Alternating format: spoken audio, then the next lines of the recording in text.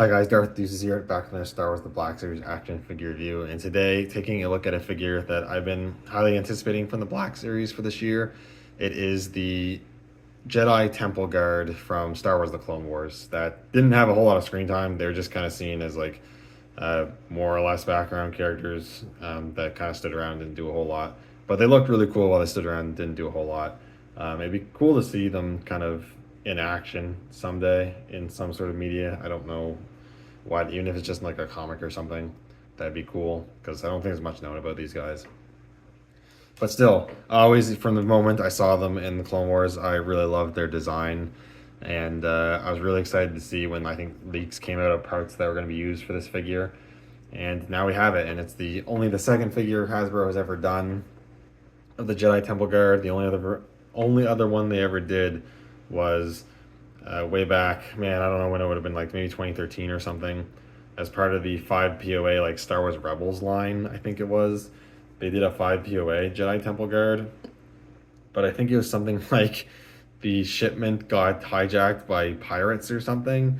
So the 5 POA Jedi Temple Guard ended up becoming really rare, and it's actually a really expensive figure on the aftermarket now. So I never got it, and I probably never will now because this one's way better. It'd be cool if this got the TVC treatment. That would be very welcome. But anyways, enough rambling. Let's take a look at the figure. I absolutely love the design of the Jedi Temple Guard and their robes. Very High Republic looking, actually.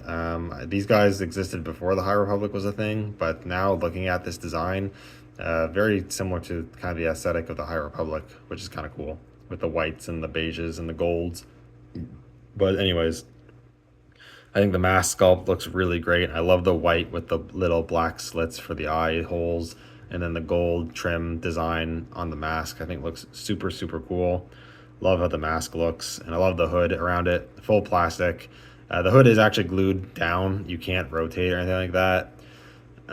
So it doesn't move. You can articulate the head kind of inside the hood, but you will be limited in what you can do there. You can only move it so much before you kind of just can't anymore because the hood gets in the way. But still, I think it looks really nice. Then on the front there, you've got the gold Jedi Order logos there. And then the design on the front looks really nice. I love all the different colors too. The light beige with the darker beige. And then the like cream white that's used, and the stark white for the actual mask, and then the bright golds that are all along with a little bit of brown for the leather bits and whatnot. Very cool. Gauntlets look pretty nice, or gloves or whatever these are supposed to be. One hand is sculpted in just a normal grip hand. The other one is a trigger grip hand. The belt looks pretty nice with the pouches, and you got all these little like keys that are sculpted and painted along the belt, which is super cool. The part of this lower part of the robe is a soft plastic that will move out of the way and has a cut in the back to allow for more movement. And then you have a soft goods lower robe. They did still include this trim detail, which is super nice. The material feels pretty good, decent quality. Underneath, you do have just pretty normal looking dark pants, and then you have these boots with like these knee pads, which look pretty cool.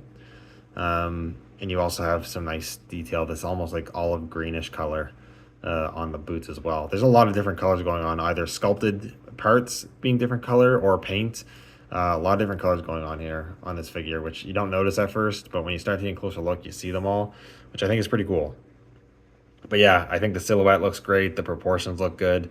It's just a great looking figure. Like, I would say easily one of my favorite Jedi figures from Black Series so far, and definitely one of my favorite figures of the year. I would not be surprised if this one's making my top 10 list at the end of the year. But yeah, I think it looks really good. Articulation wise, there is a joint at the neck there. I think there is also one at the base of the neck, but like I said, because of the hood, the way it's designed, you're not going to get a ton of posability. There is some movement. You can get looking side to side, down a little bit, up a little bit, but nothing too crazy. There is shoulder hinges. They move out about that far, but they do get hindered by the robe sculpt a bit. There is a butterfly joint. They move actually okay, considering there's a bit of give to this softer overlay. So you do get a bit of articulation, but it is a bit hindered. Single hinge of the elbows are really deep. Again, I'm pretty surprised there. A lot of figures lately have had pretty deep elbow bends, so that's been really nice.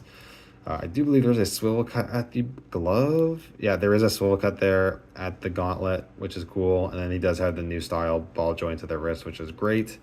Does have a waist joint that arches back a bit, doesn't crunch forward like barely at all. A little bit of pivot and then rotation. Hip joints, these do go out about that far. There's no swivel cut at the thigh. You do have a bit of movement with the indentation at the ball joint at the hip though. They go back a bit. You can spread them out pretty far, to be honest. Then you have single hinge at the knee that goes about 90. Is there a sole cut at the boot? It looks like there's a sole cut at the boot, but it's not moving, and it might just be part of the sculpt, the way the parts attached to the leg. I don't think there's a boot swivel. Could be wrong about that though. It's hard to tell. And then there's a hinge joint at the ankle. I do find it's kind of tight, but it is there and it does move. And then there's ankle rocker for pivot. So you get pretty good articulation with this guy. So that's nice. In terms of accessories, again, because it's a Jedi, you get not a lot, but you do get their unique and standard issue temple guard saber staff or double blade lightsaber. Theirs is pretty unique because aside from being double bladed and yellow bladed lightsaber, the blades are actually shorter than normal. They're not a full length blade. That's not like a Hasbro thing. That's an actual lore thing. The temple guard have not as long blades. I don't know why. It's just part of their chosen weapon, I guess. The design of their double blade lightsaber is not as long blades. But the hilt looks really nice. You got some brown there in the middle with silver, and then I think it's cast in this goldish color because that doesn't look painted. And then you have the yellow blades, look pretty good. You can remove them, so if you just want to have it like they were when they're escorting, I think Ahsoka and Varys into the trial room, they just had the one blade activated, but then you can also have the two blades activated if you want. You can remove both blades. There's a peg on the hilt, and you can actually clip or peg that onto the belt of the temple guard, which is really cool. And also kind of funny because I'm surprised that they made the hilt attachable on this figure, but they didn't make the hilt attachable on the Barriss Offee figure from the same wave. Very strange, but it attaches nicely. It looks pretty good. That is all the accessories you get. Again, because it's a Jedi figure, it would have been nice getting interchangeable like left hand that's splayed out for like force pushing or whatever. Would have been pretty cool. But outside of that, I can't really think of much you could have included with these guys. They don't have a ton of screen time and don't do a whole lot when they are on screen. But you can get them to hold the saber pretty good. You can do one hand. You can also do two-handed pretty good. But yeah, I like that a lot. Looks great.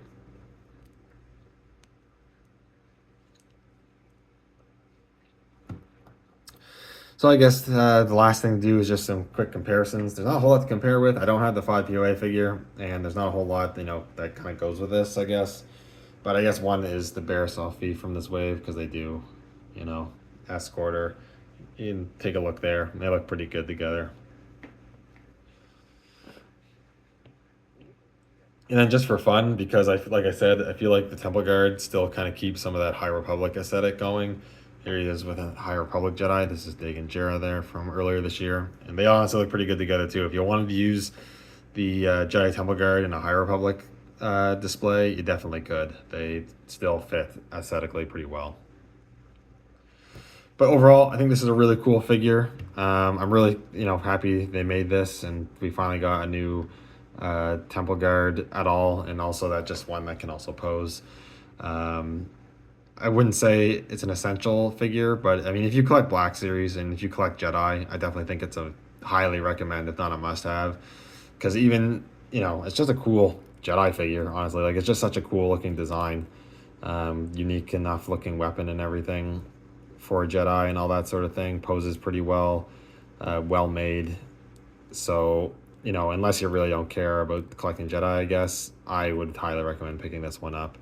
I definitely think it's going to be one of the best ones of the year, for sure.